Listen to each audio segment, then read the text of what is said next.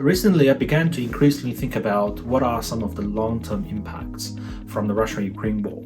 And the most obvious thing that stood out is that the whole war, the unfortunate humanity event, is actually a wake-up call to European countries when they think about their energy dependency on Russian supplies. For example, countries like Germany buys 1/3 of its energy consumption from Russia.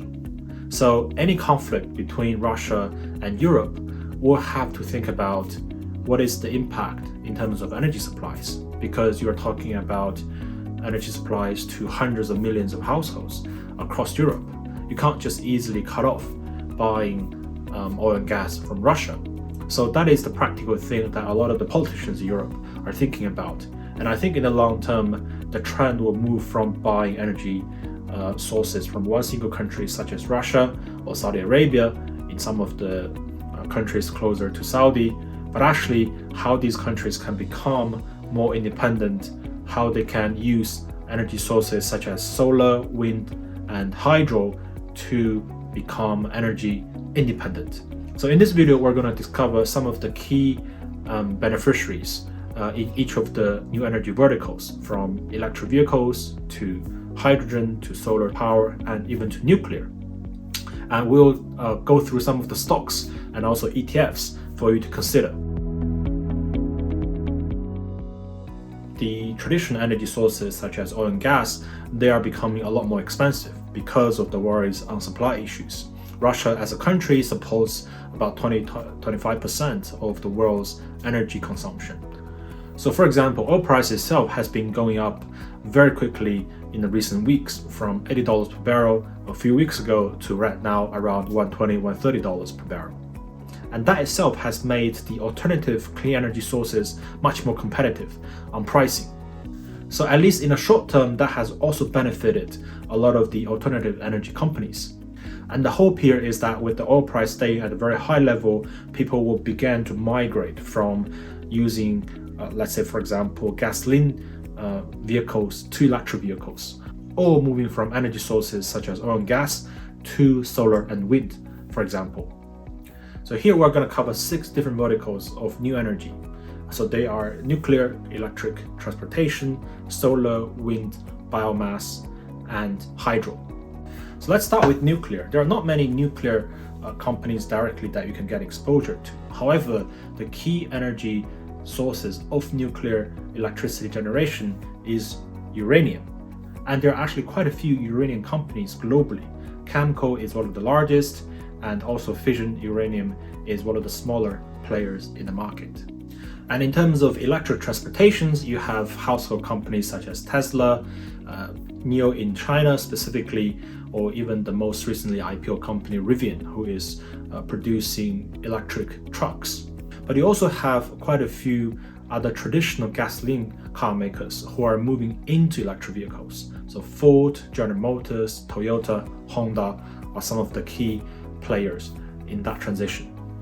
And also there are many supply chain companies for the electric transportation industry.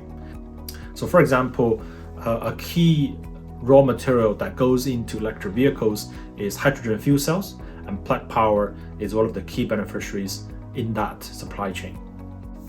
And moving on to wind, you have 2 largest wind farm operators in the world. The first one is Vestas, and the second one is Ørsted. And in biomass, you have Renewable Energy Group as one of the largest companies in that vertical. One of the largest verticals of new energy sources is actually solar, because sunlight is abundant, and across the globe there are many companies that involve in producing solar panels or operating solar services. So Sunrun, Canadian Solar, and First Solar are the 3 key companies in the area. Now, to gain exposure to clean energy verticals, you don't have to only buy companies individually. You can also use a collection of ETFs to achieve that goal. So in this case, you don't really need to spend time analyzing each company one by one, but you're just buying a basket of them. And you're really betting on the theme here rather than on your individual stock picking ability. So to begin with, you can use our in-app collections, sustainability in the fund collections area, and you can see there's a whole list of ETFs that are involved in clean energy. And for each of the vertical, you can actually find quite a few ETFs. So for example, if you go into Global X Autonomous and Electric Vehicle ETF and scroll down to their top 10 holdings area, you can see a lot of these companies such as Tesla, Toyota, and also you can have exposure to some supply chain companies. So electric vehicles that use lithium, and you can see Perbara Minerals as one of the largest lithium mines in the world.